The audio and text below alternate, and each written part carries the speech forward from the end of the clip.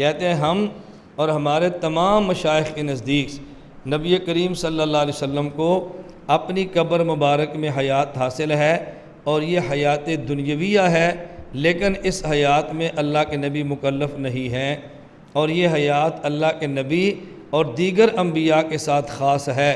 یہ حیات ایسی برزخی نہیں جیسی عام مومنین کو حاصل ہوتی ہے، پیغمبر کی حیات کی خصوصیت ہے جو عام مومنین کو حاصل نہیں ہے۔ اب اس بات کو ذرا اچھی طرح سمجھ لیں۔ پہلی بات یہ کہ یہاں انہوں نے فرمایا کہ رسول اللہ صلی اللہ علیہ وسلم کی حیات دنیاویہ ہے بغیر مکلف ہونے کے۔ مکلف ہونے کا معنی یہ ہے کہ احکام شریعت کا پابند کر دیا جائے۔ تو قبر میں اللہ کے نبی کی حیات ہے، لیکن دنیا کی طرح آپ نماز، روزے، جہاد اور دیگر عبادات کے پابند نہیں ہیں۔ اگر آپ وہاں نماز پڑھتے ہیں تو وہ نماز تکلیفی نہیں ہے، بلکہ وہ نماز تلذذی ہے کہ نماز پڑھیں گے تو ثواب، نہیں پڑھیں گے تو گناہ۔ وہاں ایسی نماز نہیں پڑھتے، وہاں نماز پڑھیں گے تو لذت ہے اور نہیں پڑھیں گے تو لذت نہیں۔ میں اس کو سمجھانے کے لیے مثال دیتا ہوں کہ جیسے بوقت افطار کھانا اور پینا، یہ ایسا حکم ہے کہ جو امر تکلیفی ہے۔ افطاری کا وقت ہو جائے اور کھانے پینے کی چیز موجود ہو اور بندہ پھر بھی افطار نہ کرے تو یہ گناہ ہے، اور اگر چیز موجود ہو اور کھا پی کے افطار کر لے تو پھر یہ ثواب ہے۔ تو بوقت افطار کھانا اور پینا یہ امر تکلیفی ہے۔ اور اس کے بعد تراویح پڑھیں، اور تراویح کے بعد مسجد والے آپ کے لیے کولڈ ڈرنک کا اہتمام کر لیں، کوئی فریشمنٹ کا اہتمام کر لیں، کوئی آئس کریم کا آپ کے لیے اہتمام کر لیں۔ اب آپ بتائیں اس آئس کریم کو کھائیں تو ثواب اور نہ کھائیں تو گناہ، بوتل کو پی لیں تو ثواب اور نہ پئیں تو گناہ، فریشمنٹ کھا لیں تو ٹھیک ثواب اور نہ لیں تو گناہ۔ یہ تو نہیں ہے نا۔ فرق کیا ہے؟ جو آئس کریم کھائے گا مزے لے گا، جو نہیں کھائے گا مزے سے محروم رہ جائے گا۔ فریشمنٹ کا استعمال کرے گا مزے اڑائے گا، نہیں کرے گا مزے سے رہ جائے گا۔ اب ہم کہیں گے بوقت افطار کھانا اور پینا یہ تکلیفی ہے، اور بعد از تراویح کھانا اور پینا یہ تلذذی ہے۔ تو اللہ کے نبی کا دنیا میں نماز پڑھنا یہ نماز تکلیفی ہے، اور قبر میں نماز پڑھنا نماز تلذذی ہے۔ تو یہ فرماتا ہے کہ اللہ کے نبی کو قبر میں حیات حاصل ہے، لیکن اس حیات میں آپ مکلف عبادات کے نہیں ہیں، ملذذ ضرور ہیں۔ آپ عبادت جو کرتے ہیں آپ کو لذت ملتی ہے۔ دوسری بات یہاں فرمایا حیاتہ دنیویۃ۔ اس دنیویہ کا معنی یہ ہے کہ جو جسم اللہ کے نبی کا دنیا میں تھا اسی جسم کو قبر میں حیات حاصل ہے۔ مماتی دھوکہ یہ دیتے ہیں کہ یہ نبی کے لیے حیات دنیا میں مانتے ہیں، تو ان میں احمد رضا خان میں فرق کیا ہے؟ احمد رضا خان کہتے ہیں ان پر عورتیں پیش ہوتی ہیں، اور یہ بھی کہتے ہیں حیات دنیاویہ ہے۔ تو پھر تم نے دنیا کی حیات ماری، دنیا کی حیات میں تو بیوی پیغمبر کے ساتھ ہوتی ہے، تمہارا عقیدہ وہی ہے۔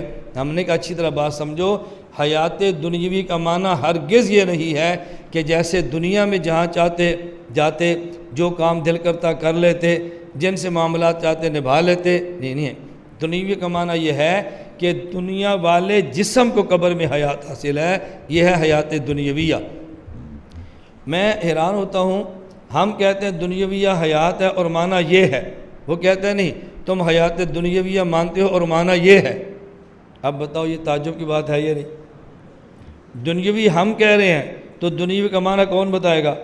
ہم ہی بتائیں گے نا۔ وہ کہتے ہیں نہیں، حیات قبر کو، حیات فی القبر کو حیات دنیاویہ تم کہو گے اور حیات دنیاوی کا معنی ہم کہیں گے۔ میں نے کہا جب حیات دنیاویہ ہم مانتے ہیں تو دنیاوی کا معنی بھی ہم بتائیں گے نا۔ نہیں ایسا نہیں ہو سکتا۔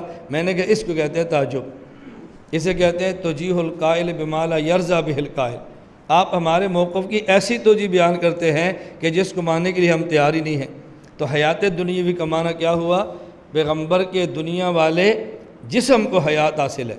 اس حیات کو حیات دنیاوی بھی کہتے ہیں، حیات برزخیہ بھی کہتے ہیں، حیات روحانیہ بھی کہتے ہیں، حیات حسیہ بھی کہتے ہیں، حیات جسمانیہ بھی کہتے ہیں۔ اس حیات کے کئی نام ہیں۔ نبی کی حیات فی القبر کو حیات دنیاوی کہتے ہیں کہ دنیا والے بدن کو حیات ہے۔ حیات جسمانیہ کہتے ہیں کہ دنیا والے جسم مبارک کو حیات ہے۔ حیات حسیہ کہتے ہیں اس حیات کو بدن محسوس کرتا ہے۔ حیات برزخیہ کہتے ہیں یہ عالم دنیا میں نہیں، عالم برزخ میں حیات ہے۔ اور اس حیات کو حیات روحانیہ کہتے ہیں کہ وہاں اصل حیات روح کو ہے اور روح کے واسطے سے جسم کو ہے۔ اس حیات کے 5 نام ہیں اور پانچوں کے اندر کوئی اختلاف نہیں ہے، بلکہ پانچوں کے پانچوں ٹھیک ہے۔ آگے فرمایا کہ یہ حیات اللہ کے نبی کو حاصل ہے، لیکن یہ حیات دنیاویہ ہے، معنی بغیر مکلف ہونے کے دنیا والے جسم کو۔ لا برزخیت کما ہی حاصلہ، یہ ایسی برزخیہ حیات نہیں ہے جیسی عام مومنین کو حاصل ہے، بلکہ پیغمبر کی برزخی حیات وہ ہے جو عام مومنین سے بڑھ کر ہے۔ عام مومنین سے کیوں؟ عام مومن کو قبر میں حیات حاصل ہے لیکن اس کے جسد کے محفوظ ہونے کا وعدہ نہیں ہے۔ پیغمبر کو قبر میں حیات حاصل ہے اور آپ کے جسد اطہر کے محفوظ ہونے کا وعدہ ہے۔ عام مومن کو قبر میں حیات حاصل ہے لیکن ان کی حیات بصورت نوم ہے، اور نبی کو قبر میں حیات حاصل ہے تو بصورت بیداری اور یقظہ ہے۔ عام آدمی قبر میں حیات حاصل ہے لیکن اتنی کمزور ہے اس کی بیوی سے نکاح ہو جاتا ہے۔ پیغمبر کی حیات قبر میں ہے اور اتنی قوی ہے کہ جس سے پیغمبر کی بیوی سے نکاح نہیں ہوتا۔ عام مومن کو قبر میں حیات حاصل ہے لیکن ان کی قبر میں حیات ایسی نہیں ہے جیسے پیغمبر کی حیات ہوتی ہے۔ کیا معنی؟ عام مومن کا جسد قبر کے اندر معطر بھی ہو کوئی وعدہ نہیں ہے، اور پیغمبر کا جسد اطہر یہ قبر کے اندر معطر بھی ہے، تو ان کی حیات عام مومنین کی حیات سے تھوڑی سی مختلف ہے، اور ان کی حیات عام مومنین کی حیات سے ذرا فائق ہے۔ عام مومن قبر میں زندہ ہے لیکن نماز نہیں ہے، اور پیغمبر کی قبر میں حیات ہے تو ساتھ نماز بھی ہے۔ اب دیکھو میں نے 6 فرق بیان کیے ہیں کہ جو نبی اور عام امتی کی حیات کے اندر ہے۔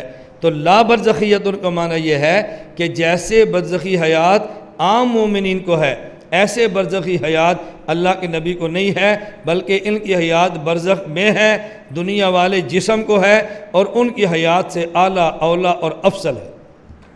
اب معنی یہ ہوا، اب یہ لوگ کیا کہتے ہیں، یہ میں وہ بات کروں جو میں نے اپنے کانوں سے سنی ہوئی ہے، درمیان میں راوی نہیں ہے۔ ہمارے سرگودا کے ایک مولانا ہیں، اب وہ تقریر کر رہے ہیں، کہتے ہیں المحنت کو تو تم مانتے ہی نہیں ہو، المحنت پڑھو، المحنت میں ہے حیاتہ دنیویۃ لا برزخیۃ، دنیویۃ لا برزخیۃ، دنیویۃ لا برزخیۃ۔ اب تسبیح پڑھ رہے ہیں ہم، اللہ کی تسبیح پڑھے تو بدعت ہے، اور تم اس کی تسبیح پڑھو تو سنت ہے۔ ہم 3 مرتبہ کہتے ہیں اللہ اللہ، کہتے ہیں بدعت ہے، اور یہ جو تم نے 3 بار تسبیح پڑھ دی ہے یہ سنت ہوگی؟ کہتے ہیں دیکھو وہاں لکھا ہے حیاتہ دنیویۃ لا برزخیۃ، اور تم کہتے ہو دنیوی بھی ہے برزخی بھی ہے۔ محنت والا برزخی کا انکار کرتا ہے، تم برزخی مانتے ہو تو تم محنت کے منکر ہو۔ اب ہمارے ساتھی کیا کرتے ہیں، المحنت کھول کے دیکھتے نہیں ہیں، زبانی تقریر سن لیتے ہیں، یا پھسل جاتے ہیں یا پریشان ہو جاتے ہیں۔ نہیں بھی علامہ صاحب نے دلیل تو بڑی وزنی دی ہے، المحنت کو وہ مانتے ہم تو مانتے نہیں ہیں۔ اب بات سمجھ آئی؟ دنیویت لا برزخیت کا معنی یہ ہے کہ دنیاوی حیات یعنی دنیا والے جسم کو ہے، لا برزخیت کما ہی حاصلۃ، یہ برزخیت کی آگے صفت ہے، کما ہی حاصلۃ، ان کو ایسی برزخی حیات نہیں ہے جیسی عام مومن کو ہے، بلکہ عام مومن سے فائق اعلیٰ اور افضل حیات ہے۔ تو یہ ہمارے خلاف کیسے المحنت؟ میں کہتا ہوں ہم اس بات کو مان لیتے ہیں المحنت ہمارے خلاف ہے، تمہارے حق میں ہے، تو پھر المحنت کا سبق تم پڑھانا شروع کر دو، اپنے طلبہ کو بھی المحنت پہ عمل کرو، یہ تمہارے موافق ہے، تو بسم اللہ پڑھو، پھر ماننے کے لیے بھی تیار نہیں ہوتے۔